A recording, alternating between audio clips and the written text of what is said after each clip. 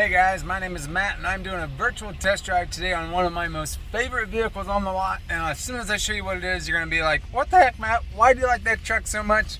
And we'll get to all that right here real quick. Guys, we are doing a video test drive on a 1998 Ford F150. And exactly like I said, you're like, what the heck? Why is that so cool?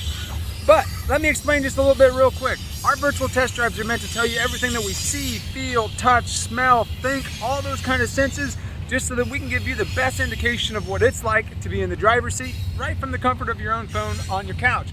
You got a good view of that truck right there. Again, it's just like it's a regular cab truck, nothing too special. And I get to why I think this truck is so cool. First off, the body's in pretty decent shape on this thing.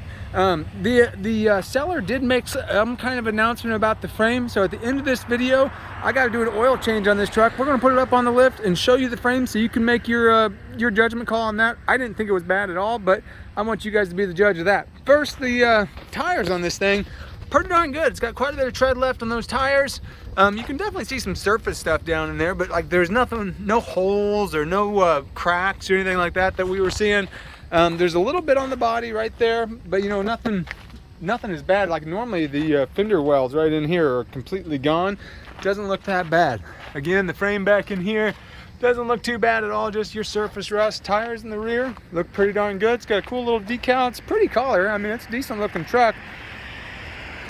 So this truck, you know, this just caught me off guard. I have no clue what this is.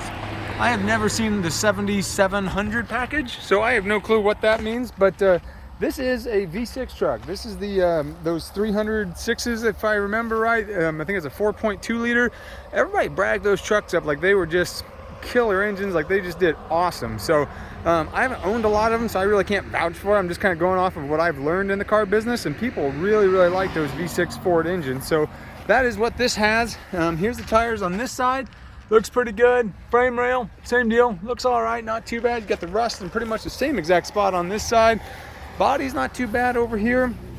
Now, let me go ahead and get to why I like this truck so much, and then we'll pop the hood, start it up, and we'll go for a little drive. The reason I love this truck so much is right here. This is a 5-speed truck, and you just don't see too many manual transmission pickup trucks. I love them. The bigger the better. I would love to get a semi someday. I just think that would be absolutely awesome with like a 10-speed or 12-speed transmission or something. But driving those big old like Cummins diesels with the manual transmissions, that's kind of like my dream truck. So I love any kind of pickup truck when you get the manual transmission in them. They get better gas mileage. They seem to do better on power because you got more control. You seem to have less tranny problems because they're not downshifting. They only downshift when you put your foot on the clutch. But here's the engine. Like I said, the oil change is going to be done here just momentarily when we get back to the shop. Other than that, guys, I've driven this to Keokuk, home and back a couple times. It had a full tank of gas when we bought it, so I'm like, hey, I'm going to test this thing out good and see how it does. And it's been doing absolutely awesome. Let's step inside the cab and I'll kind of show you, you know, different things about it. There's the bed. It's got kind of an old bed liner to it that's kind of fading right now, but it looks like it's all there inside the truck.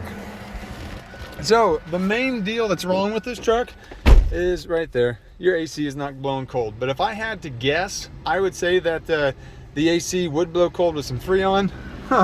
There's a semi backing up down the road because they can't read the sign that says no semis. Whoopsies, lesson learned. So this here has, oh wait for him to get by. Mr. Kenworth is kind of loud over there. Gee whiz, Mr. Kennyworth. All right, so this does have the cruise control. It works absolutely great. It does have the automatic windows and locks. Those both work really good. Headlights work, turn signals work, wipers work. I don't know that, it might be out of fluid because the washer part was not working. All of your gauges except for that one, your temperature sensor is working. And you'd have to guess, I mean, the motor doesn't smell, doesn't overheat that I can like physically tell of. But it just doesn't move off of cold at all. So I'm guessing you got a temperature sending unit issue. And then the only other issue that does need to be addressed is the 4-wheel drive. I haven't had a whole lot of chance to play with it, but when you engage it, you can definitely feel it's engaged, but something's dragging somewhere in it. Like it engages and you go to take off and you feel some drag somewhere, and I don't really know exactly what it is, but there is something going on with the 4-wheel drive. The seller announced that to us, so we just want to be upfront with you guys on that. Does look like you have a crack in the windshield. It's more like right in the center to the passenger side. Definitely not in the way of the view of the driver. Driver's pretty darn good here. So nothing else to be said. The interior on this, really good. Really good condition there. It has all that stuff. Let me see.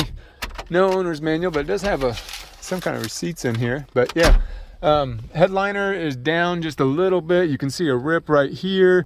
And it just dangling a little bit, but it doesn't like touch your head or anything like that. No mirrors or anything there. Okay, let's start this thing up. I'm gonna give you guys a little tour of the Fort Madison Bridge. So there's all your gauges. Like I said, it was full when I started, but I've been driving this thing and everything. I just parked this after about a 6-mile drive. So I mean, it should be warmed up if it was warmed up, and it's reading cold. So and it doesn't flutter, fluctuate or anything. So I'm just guessing the sending unit's bad. You do have a check engine light right over there. Haven't checked that yet. Maybe when we get in to do the oil change, we can check that out and see what's going on.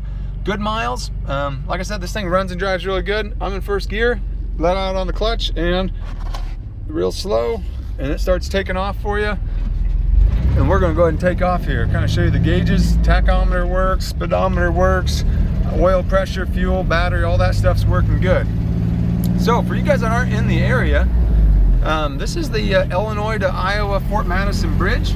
I don't have one of those fancy phone cameras that hold my phone for me while I drive like Miriam does, so my videos might be a little bit shakier, but you know, you guys might need to leave some comments for her and tell her to take care of her employees and try to like at least get them the basic equipment they need to make adequate videos, because I do my best for you guys, but I'm telling you guys, it's running a car lot on a budget is not fun.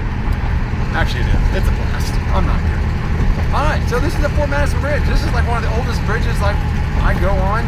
It is a swing bridge for the barges, and so from time to time it'll close, and you got to wait about 20 minutes or so for it to reopen back up. So I'm hoping we make it across without any problems. It's a really cool bridge. For you that are kind of scared of heights, some people get a little scared because it is quite a drop, and there's not much of a barrier there other than just those that wall right there. But anyway, that's for the truck.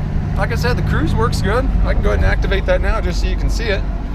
Nothing on the gas pedal down there. We're maintaining speed. Cruise works good. Although I can't leave it on too long because I got a stop time up here. So clutch feels really good. The friction point on it is right on the money. Doesn't want to die on you.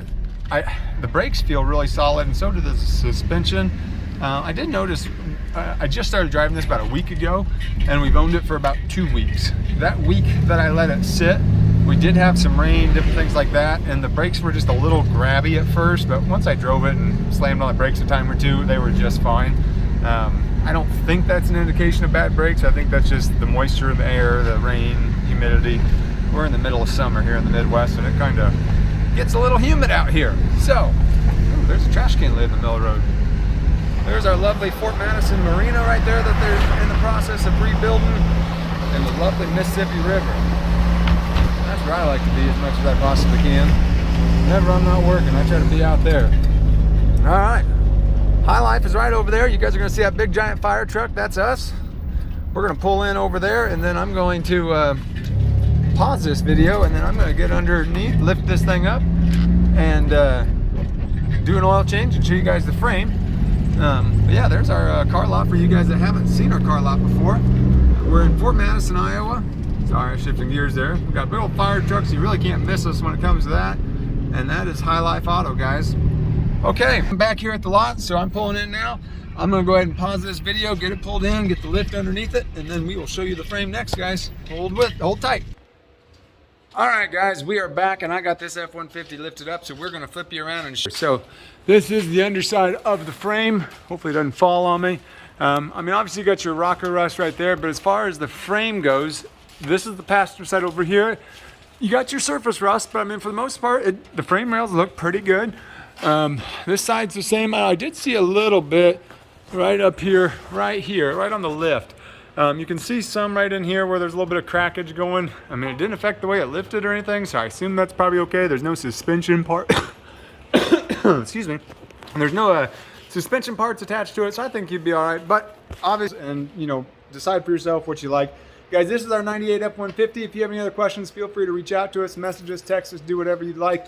And go to our website for more details at highlifeauto.com. Thanks, guys.